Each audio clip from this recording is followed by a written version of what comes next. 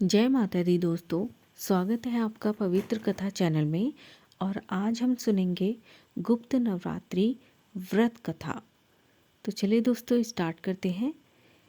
एक समय ऋषि श्रृंगी भक्तजनों को दर्शन दे रहे थे। अचानक भक्तजनों की भीड़ से एक स्त्री निकलकर आई और करबद्ध होकर ऋषि श्रृंगी से बोली कि मेरे पति दुर्व्यसनों से सदा घिरे रहते हैं, जिस कारण कोई पूजा पाठ नहीं कर पाती, धर्म और भक्ति से जुड़े पवित्र कार्यों का संपादन भी नहीं कर पाती, यहाँ तक कि ऋषियों को उनके हिस्से का अन्न भी समर्पित नहीं कर पाती हूँ। मेरा पति मांसाहारी है, ज्वारी है, लेकिन मैं माँ दुर्गा की सेवा करना चाहती हूँ। उनकी भक्ति साधना से अपने और परिवार के जीवन को सफल बनाना चाहती हूँ। ऋषि श्रृंगी महिला के भक्त भाव से बहुत प्रभावित हुए। ऋषि ने उस स्त्री को आदरपूर्वक उपाय बताते हुए कहा कि वास्तंतिक और शारदीय नवरात्रों से तो आम जनमानस परिचित ही हैं, लेकिन इसके अतिरिक्त 2 नवरात्रि और भी होते हैं जिन्हें गुप्त नवरात्रि कहा जाता है।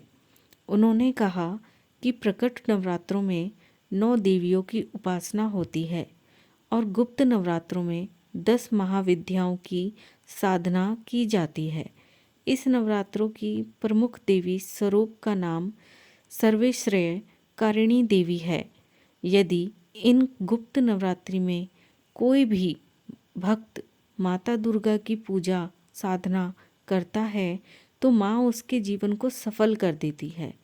ऋषि श्रृंगी ने आगे कहा कि लोभी, कामी, व्यसनी, मांसाहारी अथवा पूजा पाठ न कर सकने वाला भी यदि गुप्त नवरात्रों में माता की पूजा करता है तो उसे जीवन में कुछ और करने की आवश्यकता ही नहीं रहती।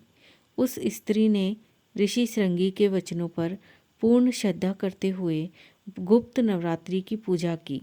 माँ उस पर प्रसन्न हुई और उस स्त्री के जीवन में परिवर्तन आने लगा। उसके घर में सुख शांति आ गई। पति जो गलत रास्ते पर था सही मार्ग पर आ गया।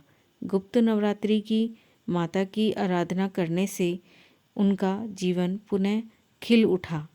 इसी प्रकार हमारे जीवन में भी हम सब गुप्त नवरात्रि की पूजा करके अपने जीवन को सफल बना सकते हैं, सही तरीके से व्यतीत कर सकते हैं। तो दोस्तों, यह थी गुप्त नवरात्रि कथा। आगे फिर मिलते हैं किसी नई जानकारी के साथ। जय माता दी।